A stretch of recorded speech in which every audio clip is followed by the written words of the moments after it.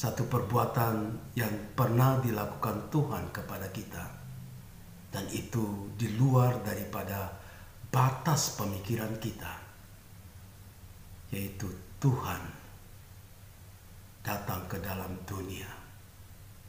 Tuhan menjelma menjadi manusia. Di dalam Tuhan Yesus Kristus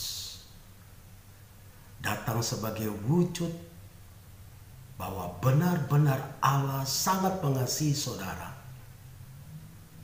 Karena saudara dan saya berdosa. Berdosa kepada Allah dan meninggalkan Allah Sang Pencipta. Sehingga kita diperbudak oleh dosa. Sehingga dalam kehidupan kita, kita yang memimpin seluruh hidup kita.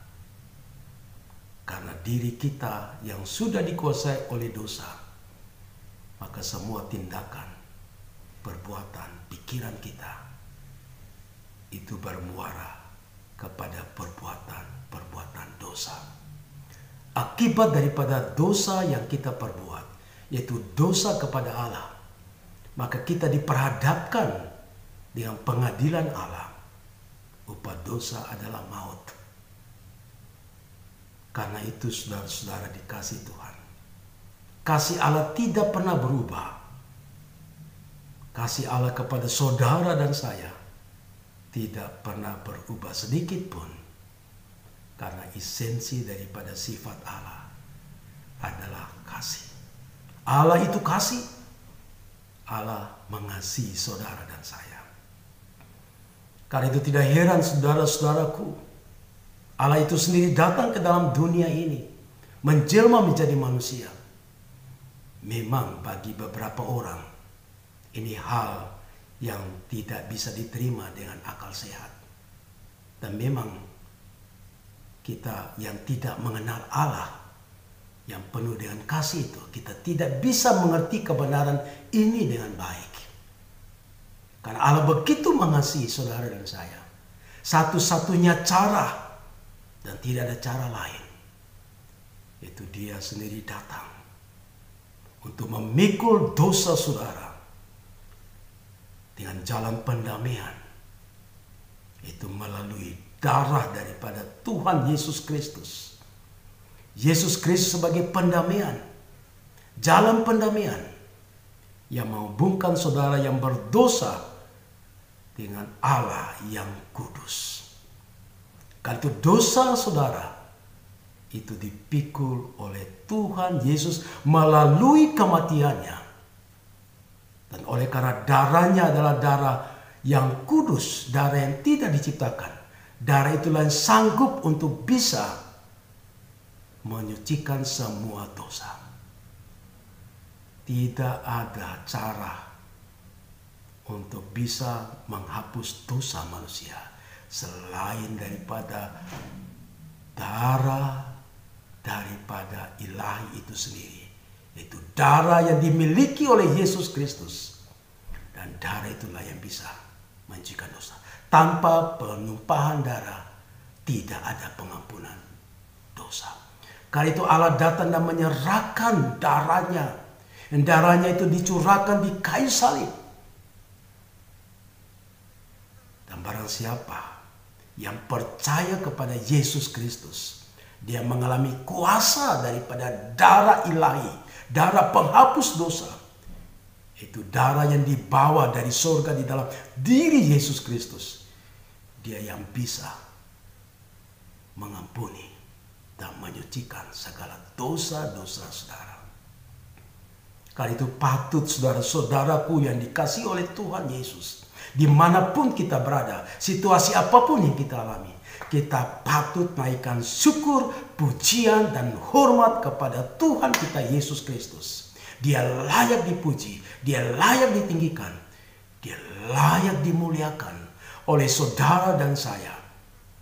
Bagi saudara-saudara yang telah menerima penebusan dari Yesus Kristus secara cuma-cuma, saudara berkewajiban untuk memuliakan Allah, memuliakan Yesus Kristus sepanjang hidup saudara. Saudara perlu menyembah Dia, meninggikan Dia, memuji-muji Dia, dan beribadah, dan melakukan semua perintah-perintah yang diberikan kepada saudara. Saudara-saudara, kita perlu naikkan puji dan syukur kepada Tuhan kita Yesus Kristus, oleh karena Dia sendiri mau mati untuk saudara. Dia sendiri mau mati untuk saudara. Satu pengorbanan yang terbesar yang diberikan kepada saudara, itu ada satu nyawa, itu nyawa ilahi, nyawa Tuhan diberikan kepada saudara. Karena tanpa kematian daripada Tuhan Yesus, maka dosa-dosa kita tidak bisa pernah akan diselesaikan. Hanya kematian Tuhan Yesuslah, maka Dia bisa membersihkan semua kutuk dan dosa daripada saudara dan saya. Saudara-saudara dikasih Tuhan, Tuhan Yesus sangat mengasihi saudara. Tuhan Yesus sangat-sangat mengasihi saudara. Pada waktu Dia mendekati saat-saat terakhir di dalam perjalanan penyelamatan umat manusia dalam dunia ini, Dia mengalami banyak penderitaan. Dia bisa lepas daripada penderitaan, Dia bisa terlepas daripada salib. Tapi Dia tidak mau memilih jalan untuk melepaskan diri daripada penderitaan dan salib. Karena kalau Yesus Kristus melepaskan diri dari penderitaan dan kayu salib dan kematian di kayu salib, maka saudara dan saya akan tetap hidup di dalam dosa dan tidak memiliki akan keampunan dosa, penyucian terhadap dosa. Dan saudara akan mendapatkan konsekuensi bahwa upah dosa adalah maut. Maka setiap orang yang berdosa, yang tidak mendapatkan anugerah pengampunan dan penyucian dosa, maka akan menderita di dalam kekekalan, di dalam neraka untuk selama-lamanya. Saudara, karena itu kita perlu bersyukur dan memuji-muji Tuhan, mengagungkan Tuhan selagi kita masih ada kesempatan, selagi kita masih hidup. Kita meninggikan Dia, memuliakan nama Dia. Karena Dia mau mati untuk saudara, untuk menebus dosa saudara. Dia menderita dan Dia rela menderita, taat dalam penderitaan di kayu salib. Yesus Kristus menjalang di salib. Dia dicemooh, Dia diejek, diludahi, dicambuk, dihina berulang-ulang kali. Dia adalah Tuhan yang menjelma menjadi manusia. Tetapi manusia yang diciptakan itu sendirilah yang menghina, yang mengejek, yang meludahi Dia, yang memberi mahkota. Dan Yesus tidak mau melepaskan diri dalam situasi itu. Dia rela menerima semua penderitaan. Allah yang menderita. Pikirkanlah saudara, Allah yang menderita karena ingin supaya saudara yang berdosa itu bisa mendapatkan pembenaran melalui Yesus Kristus. Saudara yang berdosa supaya boleh mendapatkan keampunan daripada dosa-dosa yang kita perbuat. Karena itu Yesus rela taat menderita sampai kepada kayu salib. Saudara-saudara, Dia memikul salib. Di atas pundaknya telah banyak mengalami luka-luka karena cambuk. Dan kayu yang kasar yang Dia pikul itu melukai luka-luka yang ada pada pundaknya. Terjadi gesekan kayu salib pada lubang-lubang luka yang ada pada pundak Yesus Kristus yang kena cambuk itu. Dan begitu sakit. Dan darahnya terus tercurah. Dalam kelelahan psikologinya. Dalam kelelahan tubuhnya memikul salib. Dan darahnya terus tercurah. Dan kakinya mungkin tidak kuat lagi untuk memikul beban kayu salib itu. Kaki itu terus menjajaki bukit Golgota dan rela memikul kayu salib itu. Karena Dia melihat ada dosa-dosa yang harus dibereskan melalui perjalanan salib, di mana Dia akan pakukan semua dosa-dosa saudara dan saya di kayu salib. Karena itu Yesus rela mau memikul semua penderitaan itu. Karena dia sangat mengasihi saudara. Yesus Kristus sangat mengasihi saudara. Buktinya apa? Buktinya dia rela menderita, bahkan disalib pun. Pada waktu dipaku di kayu salib, pada waktu ditombak lambungnya, pada waktu di kayu salib. Pada waktu itu saudara-saudaraku, Yesus Kristus berkata kepada Bapa di sorga, "Allahku, Allahku, mengapa engkau meninggalkan aku? Allahku, Allahku, mengapa engkau meninggalkan aku?" Saudara-saudara, Yesus berada di sorga, tempat yang penuh kemuliaan, disembah oleh para malaikat-malaikat dan para serafim. Tetapi oleh karena saudara dan saya, dia tinggalkan situasi yang nyaman, penuh dengan kemuliaan di sorga, disembah oleh para serafim. Dia datang mengalami penghinaan dan terpaku di kayu salib. "Allahku, Allahku, mengapa engkau meninggalkan aku?" Saudara-saudara, Yesus bisa keluar daripada penderitaan di kayu salib. Tetapi dia tidak mau keluar karena dia mau menyerahkan nyawanya untuk penebusan dosa saudara. Tanpa Yesus Kristus mati, dosa saudara dan saya akan tetap melekat dalam hidup saudara. Dan konsekuensinya kita akan menikmati dalam kekekalan di neraka untuk selama-lamanya. Karena itu Yesus tidak ingin kita masuk di dalam api neraka. Yesus ingin supaya kita bisa kembali ke tempat yang semestinya, yaitu tempat yang disediakan bagi kita itu di sorga. Karena dia begitu mengasihi saudara dan saya. Karena itu dia rela mati di kayu salib. Yesus mau mati. Dan benar-benar Yesus mati untuk memikul dosa saudara dan saya. Karena itu layaklah dia mendapat pengagungan.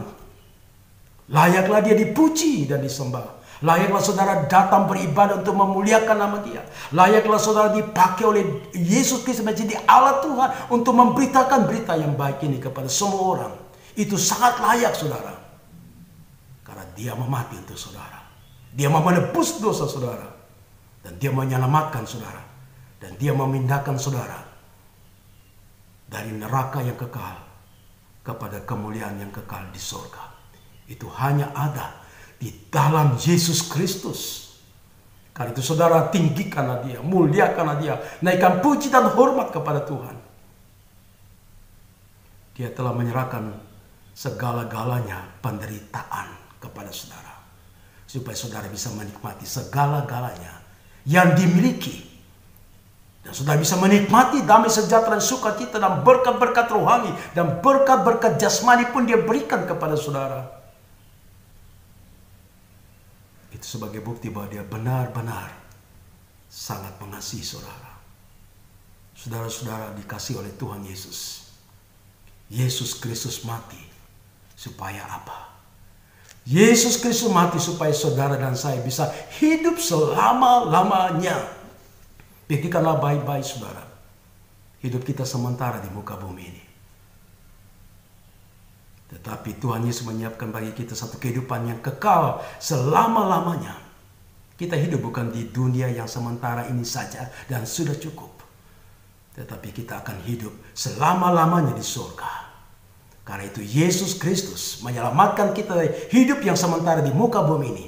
Dia memberikan nyawa, memberikan darah, dan paku di kayu salib. Sehingga barang siapa yang percaya kepada Yesus Kristus sebagai Tuhan dan Juru Selamatnya, maka dia akan memiliki kepastian hidup yang kekal. Yesus Kristus mati supaya saudara dan saya bisa hidup untuk selama-lamanya. Karena itu saudara-saudaraku, naikkanlah puji dan hormat, muliakanlah nama Tuhan mulai hari ini. Sampai kapanpun saudara terus memuliakan nama Tuhan, tinggikan nama Tuhan. Dan kalau saudara dipakai Tuhan, dan Tuhan memakai saudara menjadi Allah Tuhan, saudara serahkan diri saudara, supaya dipakai oleh Tuhan. Selagi masih ada kesempatan ini, untuk menjadi orang-orang yang memberitakan berita kesukaan, berita yang terbesar ini. Bahwa dosa manusia telah ditebus oleh Yesus Kristus Tuhan yang telah menjadi manusia itu. Karena itu saudara-saudara, mari tetap mencintai Tuhan Yesus dalam situasi apapun.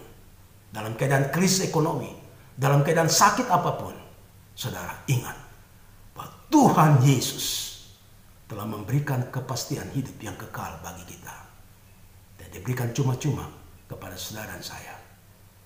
Bila saudara-saudara dapat memahami kebenaran firman Tuhan ini, bagi Bapak Ibu yang sudah memiliki kepastian keselamatan, saya berdoa dan berharap supaya saudara menjaga keselamatan itu dan gentar dan takut. Dia mendisiplinkan hidup rohani dengan baik dan melayani Tuhan, supaya keselamatan yang saudara miliki tidak menjadi hilang.